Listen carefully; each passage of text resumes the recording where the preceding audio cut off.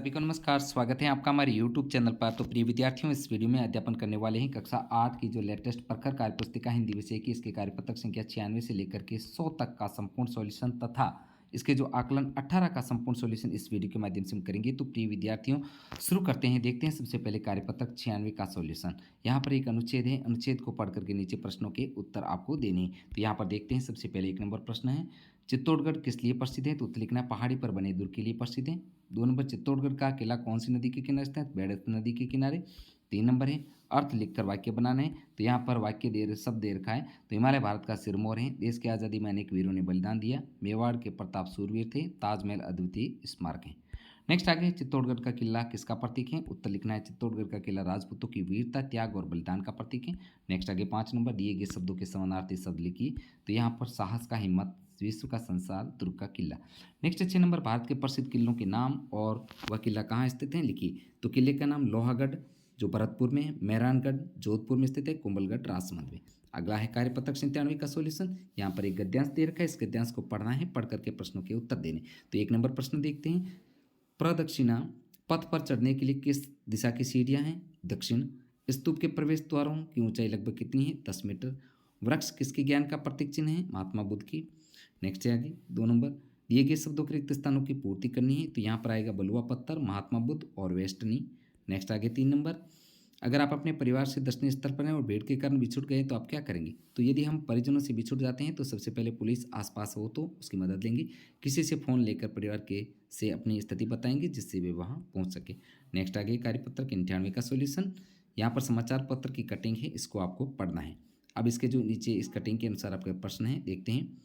प्रधानमंत्री ने रविवार को क्या लॉन्च किया? Big cats alliance. इस कार्यक्रम को लॉन्च करने का उद्देश्य बाघ शेरों का संरक्षण करना। भारत में 2022 में कितने बाघ गिनाए गए? 3617 बाघ। नेक्स्ट है आगे, पीएमश्री योजना में प्रदेश के 402 विद्यालयों का चयन। तो इसकी एक सूचना है, अखबार की कटिंग है। अब इसके जो 4 नंबर प्रश्न है, पीएमश्री योजना में राजस्थान के विद्यालयों का कितने चयन हुआ? 402 का। इस योजना के तहत स्कूलों को बनाया जाएगा मॉडल स्कूल बनाया जाएगा। नेक्स्ट आगे कार्यपत्र 99 का सॉल्यूशन। यहाँ पर जो है मटकी के बाहर कुछ लोकोक्ति मुहावरे लिखे हुए, मटकी से उनके अर्थ निकाल कर सामने लिखिए। तो यहाँ पर जो है आपको हल करना है इसको कि ऊंची दुकान फीका पकवान, दिखावा अधिक काम का, चारों खाने चितोना, बुरी तरह से हार जाना, दुम दबाकर भाग जाना, डर जाना, हेकड़ी दिखाना, अकड़ दिखाना, जिसकी लाठी उसकी भेंट, बलशाली की जीत होना और बेपेंदी का लोटा, अवसरवादी व्यक्ति। नेक्स्ट है आगे, दिए गए चित्र को देखकर उनसे संबंधित मुहावरे लिखकर वाक्य में प्रयोग कीजिए। तो यहाँ पर मुहावरा है और वाक्य में प्रयोग करना है। तो यहाँ पर आंख दिखाना, पिता ने पुत्र को आंख दिखाई। कान दे रखा है तो कान पर जूं न रेंगना, मोहन के कान पर जूं तक नहीं रेंगती। कान खड़े होना, पिताजी को देखकर मेरे कान खड़े हो गए। हाथ पैर फूलना, शेरों को देख करके श्याम के हाथ पैर फूल गए। हाथ लगना, आज मेरे हाथ सोने की चेन लग गई। नेक्स्ट आगे कार्यपत्रक 100 का संक्षिप्त सॉल्यूशन, जो इसका हिंदी विषय की कार्यपत्र का अंतिम सॉल्यूशन है, अंतिम कार्यपत्रक है। तो देखते हैं इसका 1 नंबर प्रश्न है, जो आपके द्वारा पढ़ी गई कहानी से किसी एक पात्र के बारे में लिखिए।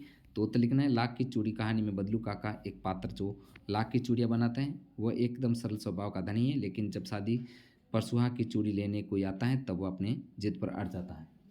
नेक्स्ट आगे 2 नंबर, अपने टीवी में कोई धारावाहिक देखा होगा तो उसके विषय में अनुभव की लिखिए। तो हाँ, हमने रामायण धारावाहिक देखा है, जिसमें चारों भाइयों के परस्पर प्रेम भावना का उदाहरण है। माता पिता को आज्ञा का पालन करते हैं, पिता के वचन के अनुसार 14 वर्ष तक श्री राम वनवास में गए थे। नेक्स्ट आगे 3 नंबर, निम्नलिखित शब्दों के समास विग्रह लिखिए। तो पाप पुण्य, पाप और पुण्य, नीलकंठ नीला है कंठ जिसका। नेक्स्ट आगे 4 नंबर, निम्नलिखित समास विग्रह का समस्त पद लिखिए। शक्ति के अनुसार यथाशक्ति, मंत्रियों में जो प्रधान है प्रधानमंत्री। नेक्स्ट है आगे, निम्नलिखित देशज और विदेशज शब्दों को पृथक करना है। तो आपके देशज शब्द हवा, जन्म, गाड़ी, और विदेशज मीटर, पेन, अकला, कैंची। नेक्स्ट आ गया है अंतिम आकलन 18 का सॉल्यूशन देखते हैं। भाववाचक संज्ञा है। तो यहाँ पर जो भाववाचक संज्ञा है, बुढ़ापा, निम्नलिखित स्त्रीलिंग शब्दों का शेष समूह, चक्री, मकड़ी, टोकरी। नेक्स्ट है दो पर्यायवाची शब्द लिखना है, बादल, मेघ और घन, पानी के जल और नीर। नेक्स्ट है दिए गए वाक्य क्रिया शब्द को विलोम शब्द बदलते वाक्य को पुनः लिखिए। तो यहाँ पर क का लिखना है आपको, बबली बहुत देर से बैठी हैं, मनीष शीघ्र सो जाता है, श्वेता पहाड़ से उतरती हैं, और नव्या के दादाजी दुकान से आ गए। आगे है 5 नंबर, वी उपसर्ग लगाकर नए शब्द आपको बनाने हैं। तो यहाँ पर अन उपसर्ग लगाना है, तो अनमोल अनजान होगा, कु से कुपुत्र कुमार्ग, अव से अवगुण अवगत, और वी से विज्ञान विजय। नेक्स्ट आगे है प्रश्न 6 नंबर, अपने मन से काल के अनुसार एक एक वाक्य बनाई। तो राहुल पढ़ रहा है, राधा नाच रही थी, मैं कल जयपुर जाऊंगा।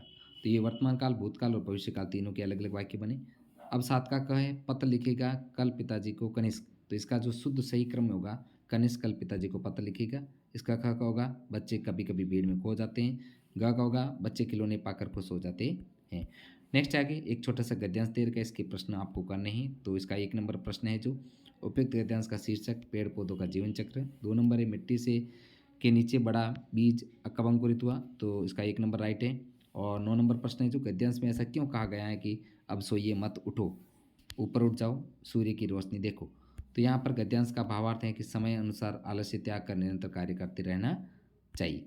अब अंतिम सो क्वेश्चन है, अपने आप को अनंत मानते अपने मामा जी को जन्मदिन उपहार करने के लिए धन्यवाद पत्र लिखिए, अपने पोर्टफोलियो में लगे। तो ये विद्यार्थियों ये काम आपको स्वयं करना है और एक पत्र लिख करके आपको अपने पोर्टफोलियो की फाइल में लगाना है। तो प्रिय विद्यार्थियों, इस प्रकार हमने इस वीडियो में जो आकलन 18 तथा कार्यपत्रक है जो 96 से लेकर के 100 तक का संपूर्ण सॉल्यूशन इस वीडियो में किए हैं। तो प्लीज़ विद्यार्थियों आपसे रिक्वेस्ट है, वीडियो को लाइक तथा शेयर कीजिए तथा चैनल पर नए हो तो चैनल को सब्सक्राइब कीजिएगा। साथियों मिलते हैं नेक्स्ट अगले वीडियो के साथ में। वीडियो देखने के लिए आपका दिल से धन्यवाद।